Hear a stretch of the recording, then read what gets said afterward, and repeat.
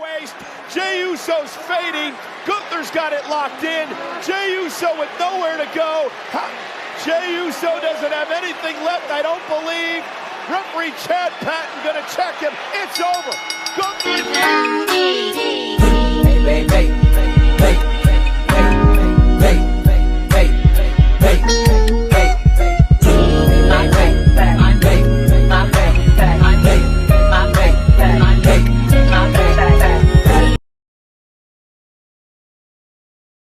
Hey, what's going on YouTube land? It's your boy TJ and welcome to my YouTube channel, Wrestling Nostalgia, where I give my reviews on the WWE shows and PLE events. And today, we are going to be reviewing Raw, May 20th, 2024. But before I get into my video, just do me one favor, just one. Just go ahead and give that video a thumbs up. Help my video push through the algorithm. Share my video to your friends and to their friends, and maybe we could all be friends. But anyways, let me stop playing. Let's go and get right into the review. So we open up Raw with Sami Zayn, the Intercontinental Champion, and he says he welcomes everybody to Monday Night Raw. In 5 days, I have Intercontinental Championship match to prepare for, and I get the question asked of why would you put yourself in a predicament where you have no advantage and you have to defend your championship against two other people. When it comes to the brain, you know, obviously that's Chad Gable. When it comes to the body, that's Bronson Reed. And the soul, which is him, he said, I'm a bet on soul every time. So this is when Chad Gable comes out and he says that, you call me manipulative? That's because Sami Zayn said something about him being a very manipulative person. So he said, was I manipulative when I coached you to win the Intercontinental Championship against the unbeatable Gunther? No, but you know what? That's my problem. I'm too nice. And here's the 3 examples right here, basically calling them all losers. He said that Maxine Dupree was supposed to be wrestling to be the queen of the ring, and she got knocked out in the first round. And I remember last week or 2 weeks ago, he called her Taylor No Swift. That was a good one. I'd go as far as to say you have potential. Want a piece of advice? Stop wasting your time with Taylor Not So Swift over there. That one's food. Then he said with Tozawa, he's disappointed in him because he did no damage to Bronson Reed that he asked him to. And I'm like, why would you think that Tozawa Small would sit up there and try to lay the paws on Bronson Reed? Are you kidding me? That man is like 8 of him. You better stop playing so much. And then he said the biggest disappointment of them all is Otis. And he was one of his star pupils, and he let him down, and this and the third. And then it's when Sami says, I got a question for you. So he said, yeah, what do you want? What's the question? He said, no, not you. I don't want to hear from you. I'm talking about Alpha Academy. How long are you going to be taking this man's crap? And you know what? Me and you got a match tonight. And, you know, the championship match that we have in 5 days ain't until, you know, this Saturday. So tonight, me and you going to go one-on-one. So I'm like, okay. So now it is Sami versus Chad Gable. They start off with that collar and elbow tie-up, and then they are like struggling for the power of control. And then this is when they had a little back and forth here and there, but the majority of the match, it is owned by Sami in the beginning. So as the match continues, one by one, Chad Gable is trying to get his teammates to try and get the unfair advantage on Sami Zayn so that way they can, you know, get their cheap shot in while Chad Gable is distracting the referee. Each one of them was just like, no. And he dejects them himself out of ringside. So as the match goes on and Sami Zayn was getting beat on throughout the match, finally, Chad Gable had enough. Towards the end of the match, he slapped the taste out of Otis's mouth, and he was just like, what are you good for? Like, if you're not going to do what I say, like, you never listen. Bam, and he just slaps, and I'm like, oh my goodness, it sounds like a shot going off. I was like, goodness gracious, are you okay? I'm trying to figure out what the fuck do you got going on. Are you okay? So he ends up getting back in the ring with the Intercontinental Championship. He looks like he was going to swing at it, but he missed. He winds up getting suplexed through the turnbuckle. So then this is when Sami tries to set up for the haluva kick, but Otis clotheslines him in the corner. Oh my God.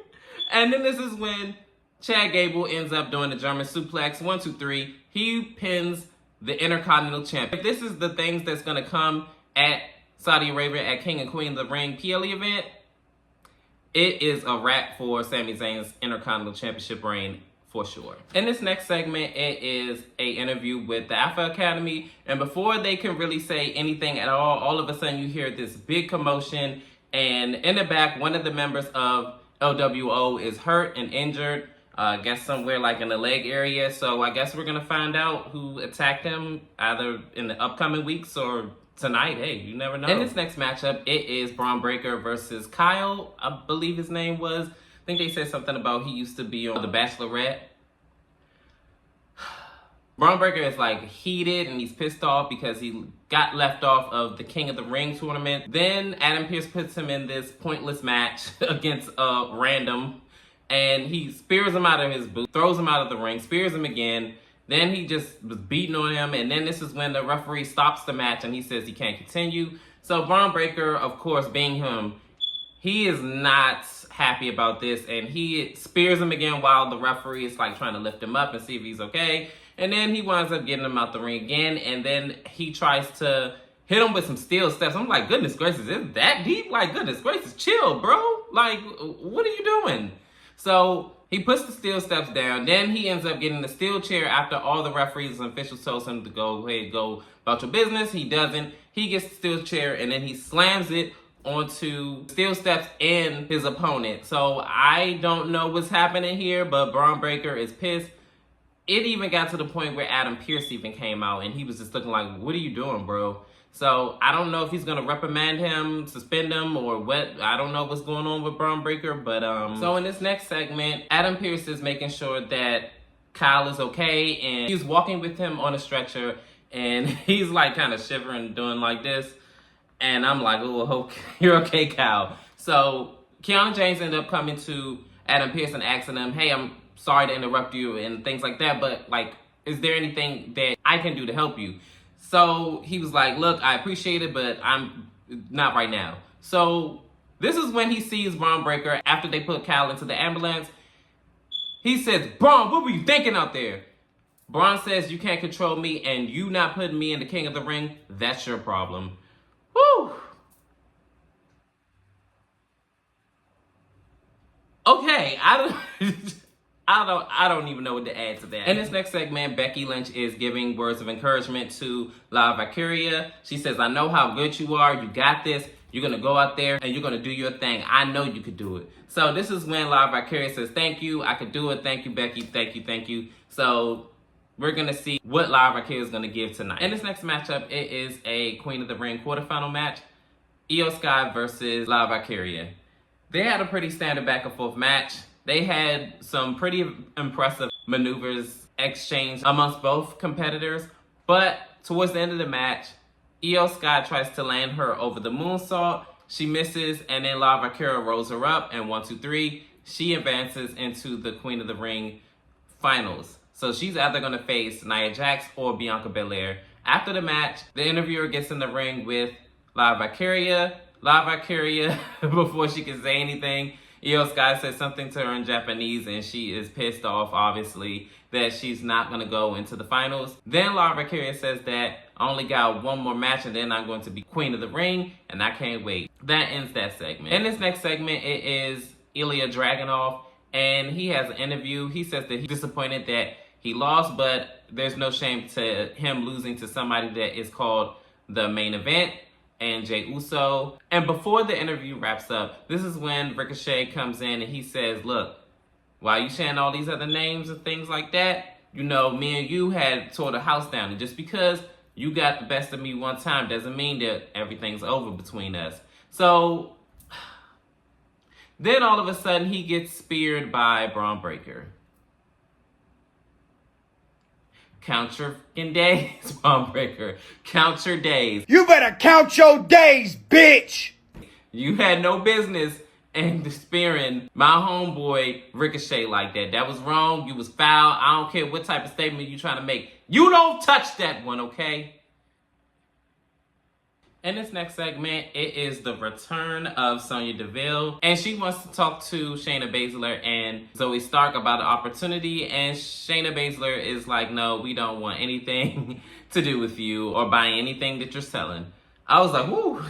And it looked like Zoe Stark was actually interested in seeing what she had to say, but I guess she's speaking for the both of them. In this next matchup, it is a World Tag Team Championship match. Awesome Truth versus the Judgment Day. They had a pretty standard back and forth match. Towards the end of the match, R-Truth hits his flatliner, and he was just about to probably pick up the win, but Carlito actually puts JD McDonough's foot on the rope, and that breaks the pinfall. So then this is when Braun Strowman comes out, and the crowd erupts. Carlito tries to keep Braun Strowman at bay, but it does not work. He runs right on through him. Then he tries to go after JD McDonough. He runs, and then he runs in the ring, and then he runs right into the arms of R-Truth, and then R-Truth hits John Cena's FU, aka the Attitude Adjustment, and 1, 2, 3, still your World Tag Team Champions, the Awesome Truth. In this next segment, it is Becky Lynch and La Valkyria, and Becky Lynch gives La Valkyria words of encouragement. And this is when La Valkyria runs into Liv Morgan. They exchange words, and then all of a sudden, Liv Morgan said something about Becky Lynch, and she said, oh, speak of the devil. So then, like, La Valkyria turns around, and she said, what are you talking? Bam! And then she just punches her square in the face. Speaking of the devil. What are you? That is not cool, Liv. In this next segment, it is Sami Zayn and Otis, and Sami Zayn is reprimanding Otis, and he is livid at him, and he says, you should be ashamed of yourself. Like, why are you still taking orders from Chad Gable? He doesn't care about you, yada, yada, yada. So Otis says that he apologizes for what he did out there with Sami, and Sami says, I know, like, you're a good guy. Like, why are you allowing him to do this to you? Like, the sooner the better you get away from him and stop listening to Chad Gable and start listening to the fans. And that ends that segment. In this next segment, it is Liv Morgan and Becky Lynch. Liv Morgan comes out to interrupt Becky Lynch, and she says that all of you fans are sheep, and she doesn't care about any of you guys. All she cares about is herself. She always talks about how she did everything for you guys, but that's not the case. She said that Becky Lynch is the most selfish woman in all of WWE, basically on her Hulk Hogan, political thing. So that's when the fans kept saying, what? And she said, oh, you guys can't hear me because your heads are so far shoved up her behind that you can't hear me. But let me go ahead and make it clear for you guys. After the Liv Morgan Revenge Tour, I'm going to be on top of the mountain once more.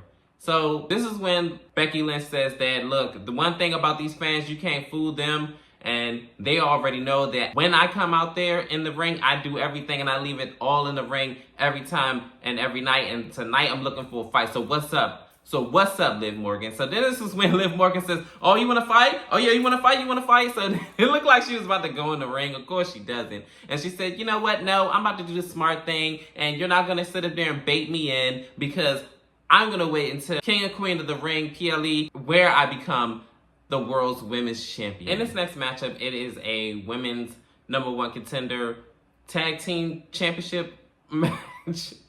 And this match was like all over the place. Towards the end of the match, Shayna Baszler and Zoe Stark end up picking up the win, and they are the #1 contenders for the women's tag team championships. I don't know when exactly their next tag team championship match opportunity is going to be, but we're going to see. In this next segment, Chad Gable is talking and cracking jokes with the Creed brothers, and it looks like they're having a good old funky time. Then Otis comes in, and he has a moment with Chad Gable, and he said that I want to apologize. And he said, what are you apologizing for? He said, oh, you're just trying to go ahead and psych it out because you're trying to, play the enemy, a.k.a. Sami Zayn. He said, look, I got all your information and your passport, your flight, and you're going to help me win my championship, right? So he says, yep. And he said, no, I want to hear you say it. He says, yeah, by any means. And he says, there you go. Can't wait to see you on that flight, Otis. And I was all like, look like Otis is like conflicted into what he really wants to do. Whether he wants to be the good guy and, strike on his own, or he wants to go heel and be with Chad Gable. But whatever it is, he's going to have to decide at Saudi Arabia at King and Queen of the Ring PLE event. And finally, we are here at our main event. The King of the Ring semifinalists, Gunther versus Jey Uso. and they really had a really great back and forth match. Gunther kind of dominated majority of this match, working on the arm. Jey Uso definitely was not here to play, and he fought back. But towards the end of the match, Jey Uso hits the spear and the big splash, but the referee gets knocked down briefly, and he only gets the 2 count. So then he just still like beside himself, like, oh man, like, oh, I should have just got him. I should have got him. So then Gunther comes to and then ends up wrapping his arm and his neck into a submission hold, and then he passes out. And your winner by, I guess, technical knockout, Gunther, he's going to go on to face whoever's going to be the winner of the Tama Tonga and Randy Orton match. And I'm going to be honest, I'm happy that Gunther won this because, to be honest with you and be real, I really did not want to see no Tama Tonga versus Jey Uso. Like, give that whole bloodline thing a break, please. Thank you, WWE, for not going through with that, because I really did not want to see Jey Uso and Tama Tonga. I don't feel like they would have had a good match anyway. Tama Tonga is still relatively new, and Jey Uso is just starting to get pushed into the main event picture, and he's just starting to really have semi-decent matches. So I'm so glad that they did not pull the trigger on Tama Tonga versus Jey Uso. He is not, to me, in my opinion, ready for the main event. He needs to get a little bit more moveset in his repertoire, and he's just not there yet, to me, in my opinion. But hey, it is what it is. This Raw was definitely better than last week's. They definitely made the right decision with Gunther going over on Jey Uso. But let me know, how did you feel about Raw? Did you like it? Did you love it? Was the greatest show on earth? Or was it just like, wah, boo, I hated it altogether? Let me know. Like, share, and subscribe, and all the other good stuff. Fam, peace. TJ, I'm out. Svisto, what do you want? Not much to say. Unantastbar. You're so pretty.